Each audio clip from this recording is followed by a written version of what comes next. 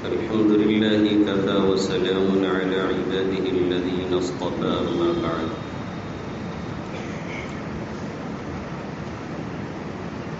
عن أبي هريرة رضي الله تعالى عنه قال النبي صلى الله تعالى عليه وسلم الحياء بضع وسبعون شعبة وأفضلها قول لا إله إلا الله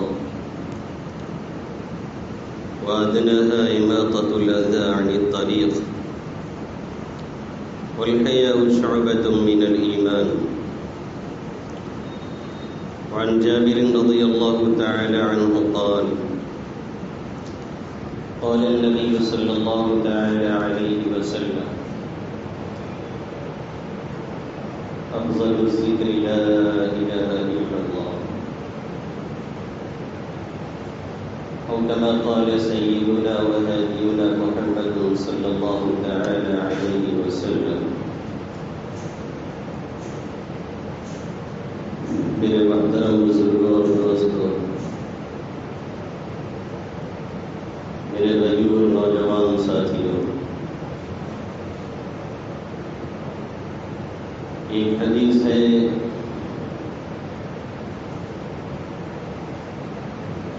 جس کے متعلق کچھ باتیں پچھلے ہفتہ کو عرض کی گئی تھی. اس کے راوی حضرت ابو ہریرہ رضی اللہ تعالی عنہ ایک جلیل القدر صحابی ہے، اور ہر صحابی جلیل القدر ہوا کرتا ہے. فرماتے ہیں کہ آقا مدنی صلی اللہ علیہ وسلم نے فرمایا کہ ایمان کی 70 سے زائد شاخیں،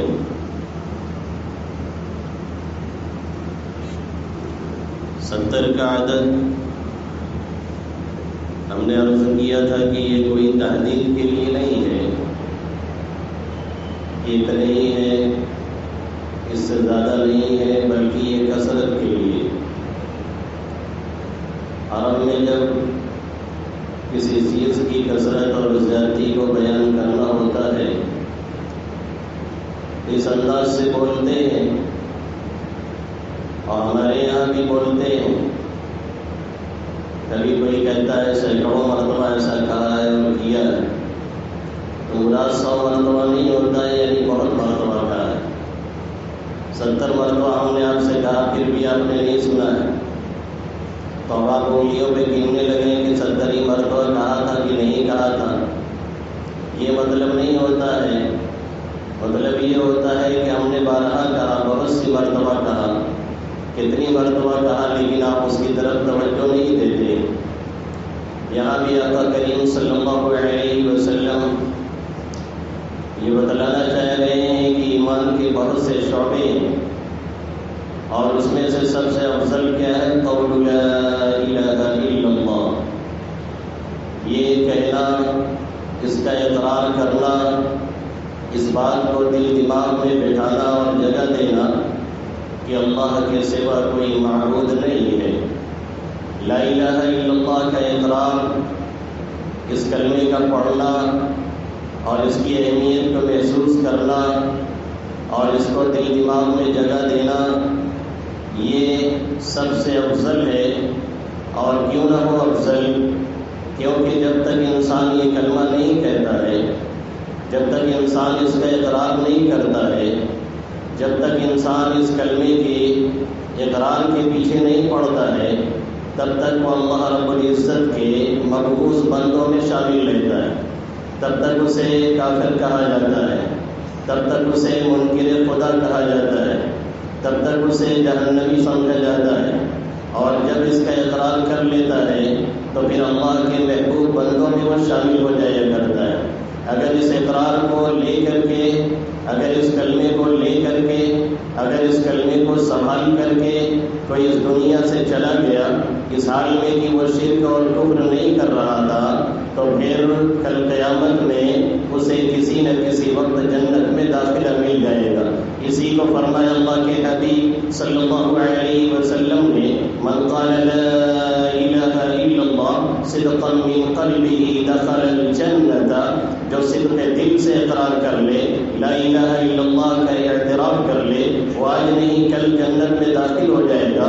لیکن اگر ساتھ میں شرک بھی ہے، ایک طرف اللہ کا اقرار بھی ہے، ایک طرف توحید کا اقرار بھی ہے، ایک طرف یہ بھی ہے کہ اس کے سوا کوئی معبود نہیں، ایک طرف یہ بھی ہے کہ اس کے سوا کوئی مسجود نہیں، ایک طرف یہ بھی ہے کہ اس کے سوا کوئی مطلوب نہیں، ایک طرف یہ بھی ہے کہ اس کے سوا کوئی مقصود نہیں، ایک طرف یہ بھی ہے کہ اس کے سوا کوئی مسجود نہیں، اور دوسری طرف حلال مشکلات کسی اور کو سمجھا جا رہا ہے، دافع بلیات کسی اور کو سمجھا جا رہا ہے، قبروں پہ جا کر کے سجدے بھی کیے جا رہے ہیں، اور کسی اور سے مرادیں مانگی جا رہی ہیں، کسی اور کے بارے میں یہ سمجھا جا رہا ہے کہ وہ رزاق ہے، ہمیں رزق عطا کر سکتا ہے، کسی اور کے بارے میں یہ خیال کیا جا رہا ہے کہ وہ ہمیں آل اولاد دے سکتا ہے، تو پھر یقیناً یہ شرک ہے، جس کی وجہ سے کبھی بھی اس کلمے کا فائدہ ہمیں اور آپ کو یا ایسے لوگوں کو نہ دنیا میں مل سکتا ہے اور نہ آخرت میں مل سکتا ہے۔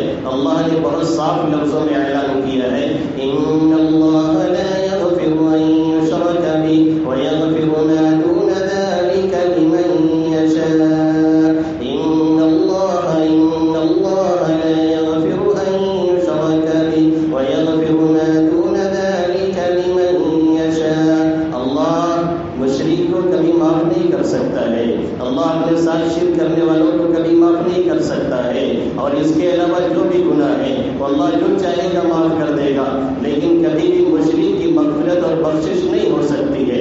کام ہم نے زید کے گھر پہ کیا ہے، کام ہم نے زید کے گھر پہ جا کر کے انجام دیا ہے، ہم نے تعمیر زید کے گھر کی ہے، ہم نے معاہدہ زید سے کیا تھا اور پورا کام اس کا کیا ہے، اور آ کر کے معاوضہ شمیم سے مانگا جائے، یا ہم نے شمیم کا کام کیا ہے اور جا کر کے معاوضہ ان کے بڑے بھائی سے مطالبہ شروع کر دیا جائے، ظاہر ہے کوئی دینے کے لیے تیار نہیں ہوگا، کسی اور کے لیے سجدہ ہو رہا ہے، کسی اور کے لیے کچھ کہہ رہے ہیں، کسی اور کے لیے سجدے میں گر رہے ہیں، کسی اور کو حلال مشکلات سمجھ رہے ہیں، کسی اور کو دافع بلیات سمجھ رہے ہیں، اور پھر اللہ سے مانگ رہے ہیں اور اللہ سے کہہ رہے ہیں کہ آپ ہمارے ہیں، ہم آپ کے ہیں، آپ ہم کو نوازیے اور دیجیے۔ ایسا اللہ کے یہاں چلنے والا نہیں ہے۔ ان اللہ لا یغفر ان یشرک بہ ویغفر ما دون ذلک لمن یشاء، یہ وہ کلمہ ہے انسان جب تک نہیں پڑھتا ہے تب تک اللہ کے یہاں اس کی کوئی اہمیت نہیں ہوتی، تب تک اللہ کے یہاں اس کی کوئی حقیقت نہیں ہوتی، تب تک اللہ کے یہاں اس کا کوئی مقام اور مرتبہ نہیں ہوتا۔ لیکن جب یہ کلمہ پڑھ لیتا ہے، اور ایک بھی کلمہ کو اس دنیا کے اندر جب تک رہے گا تب تک اللہ قیامت کو نہیں لا سکتا ہے۔ اس کلمے کی اہمیت اور اس کا مقام یہ ہے، لیکن اس لیے نہیں ہے کہ صرف زبان سے اسے پڑھ لیا جائے، اس لیے نہیں ہے کہ یوں ہی اسے بول دیا جائے، اس لیے نہیں ہے کہ یوں ہی اس کا اقرار کر لیا جائے اور دل دماغ میں اس کی حقیقت نہ اترے۔ ظاہر ہے یہ کوئی منتر نہیں ہے، ظاہر ہے یہ کوئی جادو نہیں ہے، ظاہر ہے یہ کوئی ایسا کلمہ نہیں ہے کہ صرف کہہ لینے کی وجہ سے کوئی جہنم پروف ہو جاتا ہو۔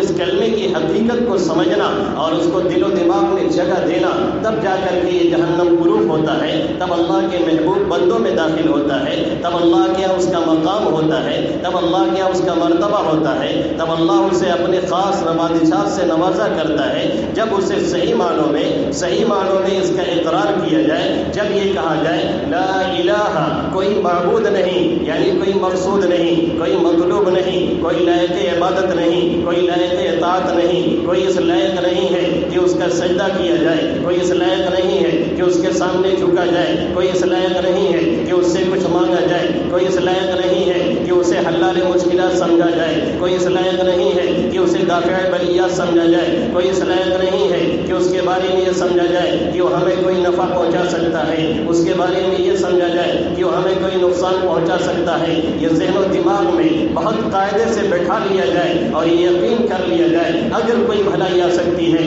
تو اللہ ہی بھیج سکتا ہے، اور اگر کوئی برائی کو روک سکتا ہے تو صرف اللہ ہی ہے، اس کے علاوہ کوئی اور نہیں ہے۔ اللہ صاف لفظوں میں فرماتا ہے کہ اگر ہم بھلائی پہنچانا چاہتے ہیں، ان أرادني الله بضر هل هن كاشفات ضري أو أرادني برحمة هل هن ممسكات رحمتي. اگر اللہ بھلائی پہنچانے میں آتا ہے کوئی اسے روکنے والا نہیں، اور اگر اللہ نقصان پہنچانے میں آتا ہے کوئی اسے دفاع کرنے والا نہیں. یہ ہے توحید. جب اس کا اقرار انسان کرتا ہے، جب دل و دماغ میں اسے اتار لیتا ہے، پھر دنیا کی کوئی بھی طاقت اسے اپنی جگہ سے ٹلا نہیں سکتی ہے، اسے اپنی جگہ سے ہٹا نہیں سکتی ہے. جب انسان اس کا مفہوم اور جب انسان اس کا مقصد صحیح معنوں میں سمجھ لیتا ہے، پھر اس کی حالت یہ ہوتی ہے. سعدیہ فرماتے ہیں موحد چے بر پائے ریزی درخت چے شمشیر ہندی نہیں برشرت. توحید والا وہ ہے، کلمہ پڑھنے والا وہ ہے، اللہ کا اقرار کرنے والا وہ ہے، توحید کا اقرار کرنے والا وہ ہے،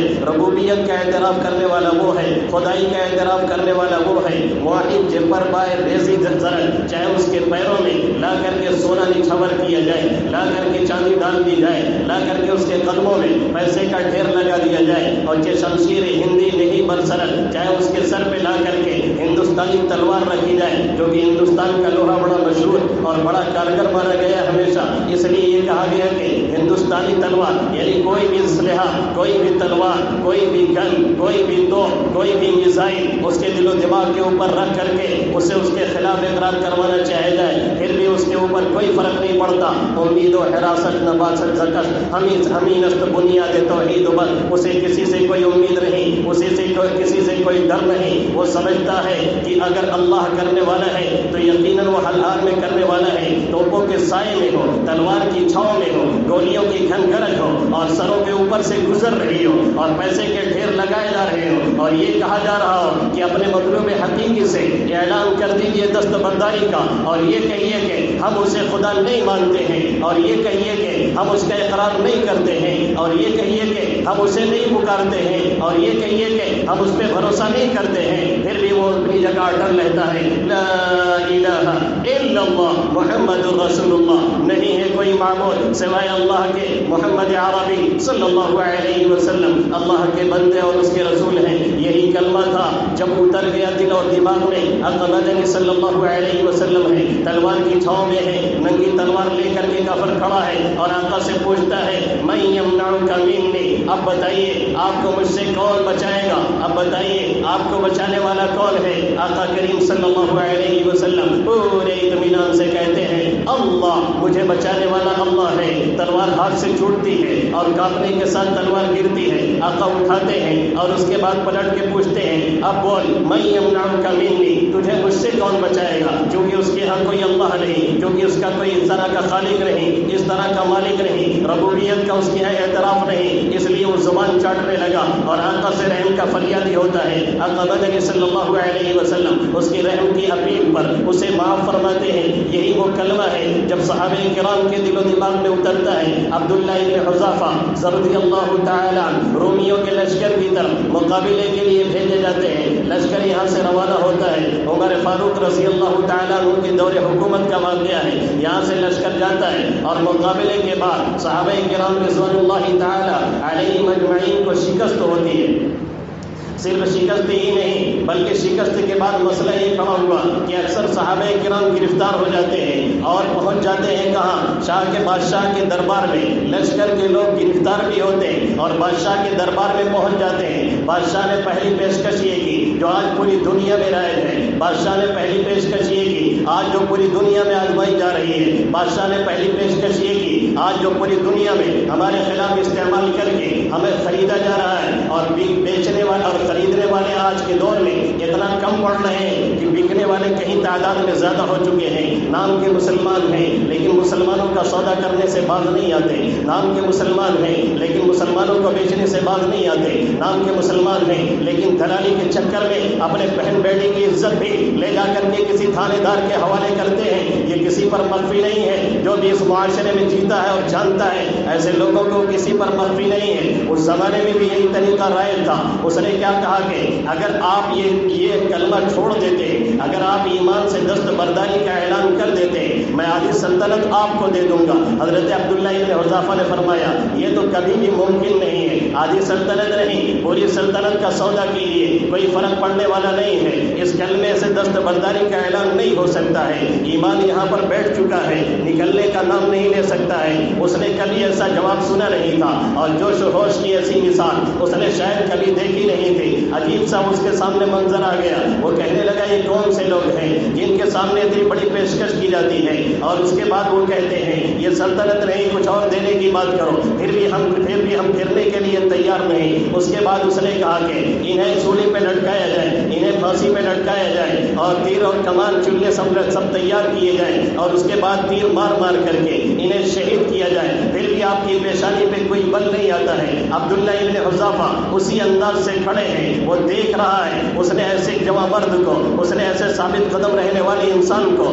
آج تک دیکھا نہیں تھا، اس کی نگاہوں نے ایسے آدمی کا سامنا نہیں کیا تھا، دیکھ کر کے دم بخود رہ گیا۔ اس کے بعد کہتا ہے کہ یہ اس طرح سے بھی باز آنے والے نہیں ہیں، ان کے لیے کوئی اور طریقہ اختیار کیا جائے۔ پھر ایک کڑاہا لایا گیا، اس میں تیل کھولایا گیا، پھر آپ کے ایک ساتھی کو پکڑ کر کے اس تیل میں ڈالا گیا، تیل بالکل کھول رہا تھا، اور تیل میں پڑتے ہی اس صحابی کا پورا جسم ہڈی اور بوٹی بالکل الگ الگ ہو گئی۔ عبداللہ ابن حذافہ سے کہا اب باز آ جائیے ورنہ حریر کا حشر یہی ہونے والا ہے۔ عبداللہ ابن حذافہ کہتے ہیں کوئی فرق پڑنے والا نہیں، مجھے بھی اس آگ میں ڈالا جائے، مجھے بھی اس تیل میں ڈالا جائے، میرے تمام ساتھیوں کو جھونک دیا جائے، کوئی فرق میری صحت پہ نہیں پڑتا ہے۔ عبداللہ ابن حذافہ کو پکڑا گیا، اس کے بعد جب آگے لے کر کے جانے لگے، عجیب منظر دیکھتے ہیں، عبداللہ ابن حذافہ جو ابھی تک بالکل ثابت قدم ہے، عبداللہ ابن حذافہ جو ابھی تک دشمن کی آنکھوں میں آنکھیں ڈال کر کے بات کر رہے ہیں، عبداللہ ابن حذافہ جو ابھی تک دشمن کے سامنے، جن کے پائے استقلال میں ابھی تک کوئی تھرتھراہٹ نہیں، ابھی تک کوئی کپکپاہٹ نہیں، جن کی زبان میں ابھی تک کوئی لڑکھڑاہٹ نہیں، اب آنسو ان کے آنکھوں سے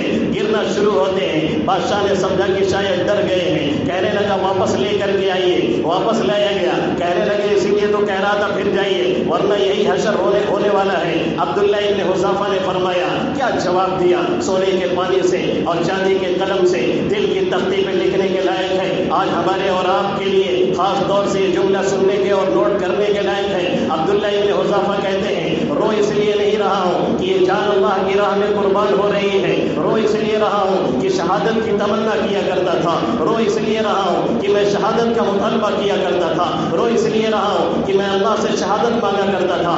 آج شہید ہونے کا موقع آیا ہے، لیکن افسوس اس کا ہے کہ میری ایک جان ہے جو اللہ کی راہ میں قربان ہو رہی ہے، کاش ایسی 100 جانیں ہوتی جو میں اللہ کی راہ میں ایک کر کے ایسے ہی قربان کر دیتا، مجھے کوئی فرق پڑنے والا نہیں۔ اس لیے نہیں رویا کہ تو ایک عذاب دے رہا ہے، اس لیے نہیں رویا کہ تو مجھے تیل میں کور رہا ہے، اس لیے نہیں رویا کہ تو مجھے پھانسی کے پھندے پہ چڑھانے جا رہا ہے، اس لیے نہیں رویا کہ تو مجھے دنیا میں کوئی تکلیف دے رہا ہے، رو اس لیے رہا ہوں ایک جان ہے جو اللہ کی راہ میں قربان ہونے والی ہے، کاش کی 100 جانیں ہوتی اور 100 جانیں اسے اللہ کی راہ میں قربان کر دیتا۔ یہ ہے کلمہ جب دل و دماغ میں اترتا ہے، یہ ہے توحید جب دل و دماغ میں بیٹھ جاتی ہے، پھر دنیا کی کوئی بھی طاقت اپنی جگہ سے ٹلا نہیں سکتی، اپنی جگہ سے ہلا نہیں سکتی۔ اس نے جب دیکھا کہ اس طرح سے سزا دینے پہ بھی عبداللہ ابن حذافہ کے اوپر کوئی اثر پڑنے والا نہیں، اس نے جب دیکھا کہ اس طرح سے سزا دینے پہ ان کی صحت پہ کوئی اثر پڑنے والا نہیں، اس نے کہا اب یہ سزا بھی انہیں نہیں دی جا سکتی ہے۔ اب ایک دوسرا طریقہ اس نے اختیار کیا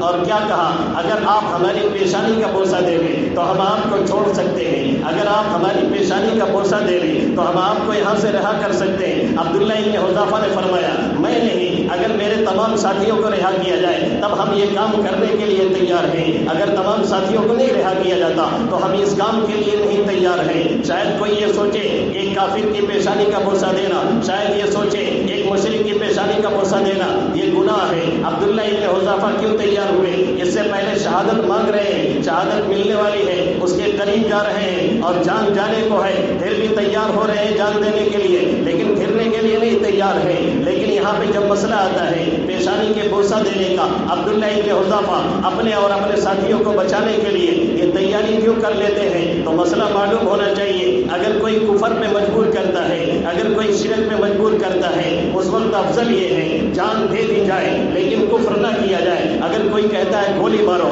جب گولی مار دوں دوں گا. اگر اپنے اللہ کا اقرار کرتے ہو تو تمہیں گولی مار کر کے نیند کی گولی دے کر کے سلا دوں گا. اس لیے انکار کر دو, اس لیے کفر کر لو. اس وقت افضل یہ ہے اپنی جان گنوا دی جائے لیکن کلمہ توحید سے اس وقت انکار نہ کیا جائے اور پھرا نہ جائے. بہتر یہی ہے اگر کوئی اقرار کر لیتا ہے, اگر کوئی اس طرح کا جملہ کہہ دیتا ہے لیکن دل میں اس کے توحید ہے, پھر بھی اس کی صحت پہ کوئی نہیں اثر پڑتا. الا من اکرہ وقلبہ مطمئن بالایمان, اگر کوئی مجبور کیا گیا لیکن اس کا دل ایمان سے مطمئن ہے تو کلمہ کفر وہ اپنی جان بچانے کے لیے کہہ سکتا ہے. لیکن بہتر یہ ہے کہ جان گنوانے کے لیے گنوا دے لیکن کلمہ کفر نہ کہے. لیکن اگر کسی کو گناہ میں مجبور کیا جا رہا ہے, جیسے سور کھانے پہ, جیسے سود کھانے پہ, جیسے خنزیر کھانے پہ مجبور کیا جائے کہ اگر نہیں کھاتے ہو تو تمہیں جان سے مار ڈالیں گے, اس وقت بہتر نہیں بلکہ ضروری یہ ہے کہ اسے کھا لیا جائے اور اپنی جان کو بچا لیا جائے. پہلے جب اس نے مطالبہ کیا تھا تو اس وقت کفر کی بات تھی, اس وقت اسلام سے پھرنے کی بات تھی. اس لیے عبداللہ ابن حذافہ تیار نہیں ہوئے, ان کے پاس استقلال میں کوئی اثر نہیں آیا. اور دوسرا جب مطالبہ کیا تو صرف ایک گناہ کی بات تھی جسے ایسی حالت میں کرنا بہتر نہیں بلکہ ضروری ہو گیا تھا. اس لیے عبداللہ ابن حذافہ نے کہا اگر یہ کام کرتے ہیں تو تمام ساتھیوں کو رہا کیا جائے. اس نے کہا ٹھیک ہے, سبھی کو چھوڑا جاتا ہے. عبداللہ ابن حذافہ آگے بڑھتے ہیں, اس کی پیشانی کا بوسہ دیتے ہیں, تمام ساتھیوں کی رہائی کا فیصلہ ہوتا ہے. مومن کا مطلب یہی ہے, کلمے کا مطلب یہی ہے, توحید کے اقرار کا مطلب یہی ہے. کس وقت اللہ کیا مطالبہ کر رہا ہے, کس وقت اللہ کیا سوال کر رہا ہے, کس وقت شریعت کا تقاضا کیا ہے, اسے فالو کیا جائے, اسے انجام دیا جائے. پہلی صورت میں شریعت یہ کہہ رہی تھی جان بچا لیجیے, کفر مت کیجیے, جان بھلے جو گنوا دینی پڑے, اس لیے وہ اس کے لیے تیار تھے. دوسری صورت میں شریعت یہ کہہ رہی تھی اس وقت جان بچانا ضروری ہے بھلے یہ گناہ کر لیا جائے, اس لیے عبداللہ ابن حذافہ تیار ہو گئے. آج ہمیں اس کا اقرار نہیں, آج ہمیں اس کا پتہ نہیں, آج ہمیں اس کے تقاضے کی خبر نہیں. پتہ چلا کہ بہو بیمار ہے, پتہ چلا کہ بیٹی بیمار ہے, پتہ چلا کہ اہلیہ بیمار ہے, پھر بھی ہم جھولا جھپڑا لے کے چل دیتے ہیں اور اس کے بعد بہت شوق سے بیان کرتے ہیں کہ دیکھیے فلاں گیا تھا, اللہ نے اس کا کام پورا کرا دیا, اس کے گھر میں ولادت تھی, اللہ نے سب کچھ آسانی سے حل کرا دیا. اللہ کو جسے لانا ہے, اللہ کو جسے رکھنا ہے, اللہ کو جسے کرنا ہے وہ کر کے رہے گا. لیکن کل قیامت میں ہم سے اور آپ سے یہ سوال رہے گا کہ آپ کی ضرورت تھی اور آپ کی ذمہ داری تھی, آپ نے کتنا اس کام کو انجام دیا. عبداللہ ابن حذافہ نے اپنی اس عمل سے ہمیں اور آپ کو یہ بتایا کس وقت تقاضا کیا ہے, کس وقت مطالبہ کیا ہے, کس وقت شریعت چاہتی کیا ہے, کس وقت اس کلمے کے تقاضے ہم سے اور آپ سے کیا ہے, اس وقت وہ کیا جائے. اگر اللہ کے حکموں کے مطابق جان دینے کا تقاضا آ رہا ہے تو جان دینا ثواب ہے, اور اگر اللہ کے حکموں کے مطابق جان بچانے کا مطالبہ ہو رہا ہے تو پھر جان بچانا ثواب ہے, تب جان دینا کوئی ثواب نہیں ہے. جب جان دینے کی بات تھی انہوں نے جان دینا گوارا کیا لیکن کفر کا انتقام سب گوارا نہیں کیا, اور جب جان بچانا ثواب نظر آیا تو انہوں نے کہا میں بوسہ دیتا ہوں, اور بوسہ دے کر کے اپنے ساتھیوں کو واپس لے کر کے آتے ہیں. اور اس کے بعد حضرت عمر فاروق رضی اللہ تعالیٰ عنہ کو جب پوری کارگزاری سناتے ہیں, آپ کھڑے ہو کر کے ان کی پیشانی کا بوسہ لیتے ہیں اور کہتے ہیں بڑی حکمت کے ساتھ تم نے اپنے آپ کو اپنے ساتھیوں کو بچایا, اس لیے تم اس لائق ہو کہ تمہاری پیشانی کا بوسہ دیا جائے. صرف جذبات نہیں بلکہ حکمت عملی ہمیشہ پیش نظر رکھنی چاہیے, اور اس کلمے کو حفظ جاں بنانا چاہیے, اور یہ خیال کرنا چاہیے پوری دنیا میں اگر کوئی نافع ہے, کوئی زار ہے, کوئی معز ہے, کوئی مسل ہے, کوئی سمیع ہے, کوئی بصیر ہے, کوئی حکم ہے, کوئی عدل ہے, کوئی لطیف ہے, کوئی جبار ہے, کوئی قہار ہے, کوئی غفور ہے, کوئی رحیم ہے, کوئی رحمان ہے, کوئی دنیا کے نظام کو چلانے اور بکھیرنے والا ہے, کوئی دنیا کے نظام میں اگر عمل دخل کسی کا ہے تو صرف اور صرف میرے رب حقیقی کا ہے, کسی اور دوسرے کا نہیں. لا معبود الا اللہ, لا مقصود الا اللہ, لا موجود الا اللہ, لا مطلوب الا اللہ, لا مسجود الا اللہ. کوئی معبود حقیقی نہیں سوائے اللہ کے, کوئی معبود حقیقی نہیں سوائے رب کریم کے, کوئی مسجود حقیقی نہیں سوائے رب کریم کے, کوئی مطلوب حقیقی نہیں سوائے رب کریم کے. اس لیے آقا فرماتے ہیں افضل الذکر لا الہ الا اللہ, سب سے بہتر ذکر لا الہ الا اللہ ہے. اسی لیے حضرت موسیٰ علی نبینا علیہ الصلوۃ والسلام نے جب اللہ سے یہ مطالبہ کیا اور یہ کہا کہا کوئی ایسا ذکر بتائیے جس کے ذریعے سے میں آپ کو یاد کروں اور جس کے ذریعے سے میں آپ کو پکارا کروں. اللہ نے فرمایا لا الہ الا اللہ. موسیٰ فرماتے ہیں یہ کلمہ تو سبھی لوگ کہتے ہیں، جتنے کلمہ گو ہیں سب لا الہ الا اللہ پڑھتے ہیں، میں نے تو ایسے کلمے کا مطالبہ کیا تھا تخصنی، جو میرے لیے خاص ہو. اللہ کیا فرماتا ہے، اے موسیٰ سنو، اگر یہ ساتوں آسمان لو ان السماوات السبع وعامرهن غیری، اگر یہ ساتوں آسمان اور اسے آباد کرنے والے، اس میں رہنے والے، اس میں جو مخلوقات ہیں، اس میں جو فرشتے ہیں، تمام کے تمام چیزیں، والارضین السبع، اور یہ ساتوں زمینیں، میرے علاوہ ساتوں آسمان اور اس کے آباد کرنے والے، اور یہ ساتوں زمینیں فی کفت، ایک پلڑے میں رکھی جائے اور یہ کلمہ ایک پلڑے میں رکھا جائے، لمالت بہن لا الہ الا اللہ، تو یہ لا الہ الا اللہ لے کر کے سب کو جھک جائے گا. یہ اسی وقت ہو سکتا ہے جب صرف دل سے اقرار کیا جائے، یہ اسی وقت ہو سکتا ہے جب اس کی حقیقت کا اعتراف کیا جائے، یہ اسی وقت ہو سکتا ہے جب یہ سمجھا جائے سب کچھ کرنے اور دھرنے والی ذات رب کریم کی ہے، دوسرے کسی کے اندر اتنی مچال نہیں کہ ایک ذرہ کا فائدہ پہنچا سکے یا ایک ذرہ کا نقصان پہنچا سکے. اسی کا درس دیا میرے نبی محترم محمد عربی صلی اللہ علیہ وسلم نے جب عبداللہ ابن عباس آپ کے پیچھے بیٹھے ہوئے تھے. فرمایا یا ابن عباس، اے عبداللہ ابن عباس. انہوں نے فرمایا حاضر ہوئے اللہ کے حبیب صلی اللہ علیہ وسلم، فرمائیے کیا کہنا ہے. آقا نے فرمایا اعلم، یہ یقین کر لیجیے، لو ان اہل الدنیا لم اجتمعوا على ان ينفعوا لا ينفعونك الا ما قد كتب الله لك. یہ یقین کر لو اگر پوری دنیا کے لوگ مل کر کے ایک ذرہ برابر فائدہ پہنچانا چاہ رہے ہیں اور وہ فائدہ پہنچانے کے لیے پوری کوشش بھی کر رہے ہیں پھر بھی نہیں پہنچا سکتے ہیں مگر اتنے ہی جتنا اللہ نے تمہارے حق میں لکھ دیا ہے. وَاعْلَمْ أَنَّ أَهْلَ الدُّنْيَا لَمْ اجْتَمَعُوا عَلَىٰ أَن يَضُرُّوكَ لَا يَضُرُّونَكَ إِلَّا مَا قَدْ كَتَبَ اللَّهُ لَكَ. اور اگر سن لو اگر پوری دنیا کے لوگ مل کر کے تمہیں ذرہ برابر نقصان پہنچانا چاہتے ہیں، پوری دنیا مل کر کے نہیں پہنچا سکتی ہے مگر اتنے ہی جتنا اللہ نے تمہارے حق میں لکھ دیا ہے. وَالْقَلَمُ بِمَا أَنزَلَ، جو ہونے والا ہے اللہ نے سب کچھ لکھ دیا ہے. اس لیے کسی سے ڈرنا نہیں، کسی سے گھبرانا نہیں، کسی سے دبنا نہیں، کسی سے جھکنا نہیں، کہیں اس سر نیاز کو کسی اور کے سامنے جھکانا نہیں، صرف اور صرف اللہ کے سامنے لا الہ الا اللہ محمد الرسول اللہ. کوئی معبود نہیں، کوئی مسجود نہیں، کوئی مطلوب نہیں سوائے اللہ کے. بار بار اسے پڑھا جائے، جب بار بار صرف دل سے پڑھا جائے گا دل دماغ میں یہ بیٹھ جائے گا، اور جب یہ بیٹھ جاتا ہے پھر نکلتا نہیں، پھر مرتے وقت یہ کلمہ جاری ہوتا ہے لا الہ الا اللہ. پھر قیامت میں اس کا فائدہ اگر سارے کے سارے اعمال گڑبڑ ہیں پھر بھی یہ کلمہ اگر شرک سے پاک تھا، اگر اس طرح کی آلائشوں سے پاک تھا، اس کلمے کو لا کے رکھا جائے گا. یہ لے کر کے کلمہ تمام کے تمام اعمال ایک طرف ہے اور یہ کلمہ ایک طرف ہے، ہمارے پڑھنے کو جھکا کر کے بہت آسانی سے جنت میں داخل کر سکتا ہے. اسی لیے مفتی شبیر صاحب رحمۃ اللہ علیہ اٹھتے بیٹھتے اور پانچوں باتوں کے درمیان میں بھی بار بار پڑھا کرتے تھے لا الہ الا اللہ لا الہ الا اللہ. ہمارے لیے ضروری ہے ہم اس کلمے کی حقیقت کو سمجھنے کی کوشش کریں اور بار بار اس کا ورد کریں. جب بار بار پڑھیں گے انشاءاللہ اس کی حقیقت دل و دماغ میں بیٹھے گی اور مرتے وقت بھی یہ کلمہ جاری ہوگا. اللہ ہم سب کا خاتمہ بالخیر نصیب فرمائے. آمین یا رب العالمین. وما علینا الا البلاغ.